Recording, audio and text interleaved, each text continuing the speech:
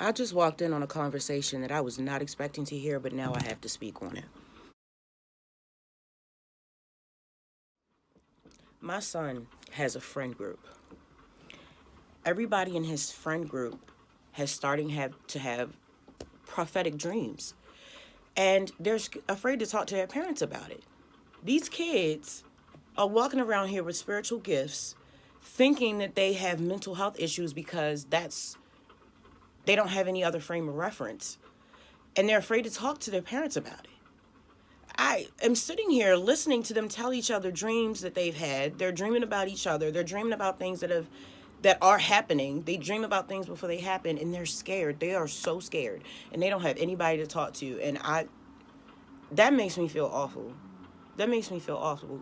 Y'all kids are walking around here spiritually gifted and don't have any guidance. And that is dangerous. I heard her talk about being put in a mental institution because of her gifts, because she hears voices, not understanding that we're surrounded by spirits. That does not make you crazy. And that voice of opposition that tells you what you can't do and that you're not good enough, everybody has that voice. Everybody has that voice. You either let it push you towards growth or you let it hold you back. But if no one tells you that, you don't know, of course you're going to think you're crazy. Oh God, I don't know what to do. I don't know what to do. Well, I guess this is what I can do. All I can do is just use my platform to put out my experiences as being a spiritually sensitive person and raising spiritually sensitive children. My kids have always been like that. My son Judah, if there was something, and he's been doing this since he was like 3 years old. If something was broken, he could put his hand on it and that it'll turn right back on like it wasn't even broken.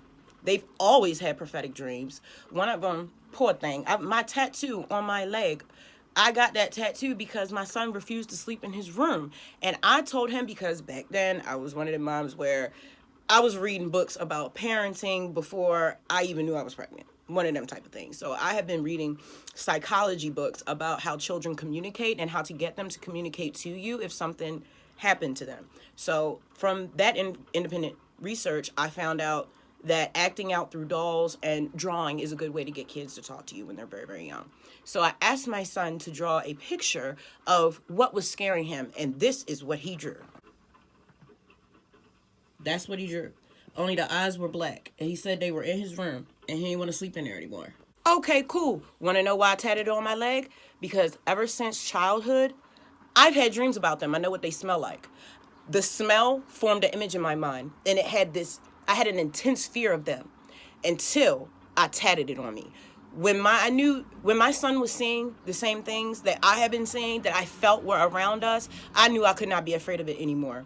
I shaved off one of my eyebrows, and I walked around like that for a long time because I integrated it into myself. I said, okay, if these things are showing themselves to us, then we must be related. They're trying to communicate, right? So let me see myself in them so I don't fear it no more.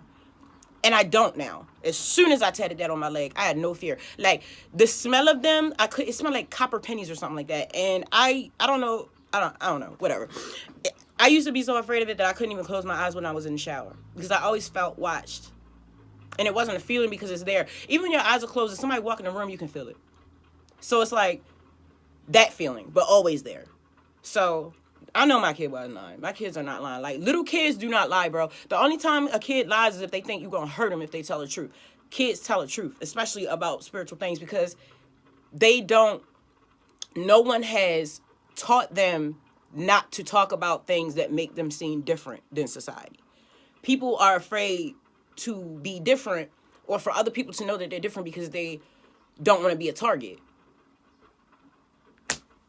You're just going to have to take that chance because you have to start being honest about the stuff that you go through and what your family go through because other people are going through it. And there are too many people taking their own lives because they think they're the only people going through stuff and they're not. I'm not about to sit up here and be afraid to tell my truth. I get attacked every day. I don't care. I don't care. That's fine. You can say whatever you want to. First of all, you ain't gonna put your hands on me. And second of all, it's not going to stop me. It just empowers me more to share my story with others. This is about love and healing. I don't care what you say. If you act out, that's an issue with you, brother. You need some healing. You feel me? Like, at some point, we got to start embodying the things that we believe in and not just try to tell people how to live their life. I'm not going to tell you how to live your life.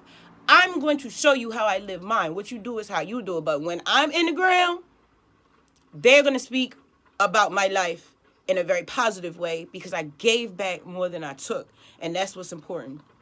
Y'all kids walk around here spiritually gifted and don't have any guidance. So Don't let your religion cause you to lose your child. Because whatever story you believe in about how we got here, whatever you want to believe or don't believe about who created us, y'all kids are spiritually gifted.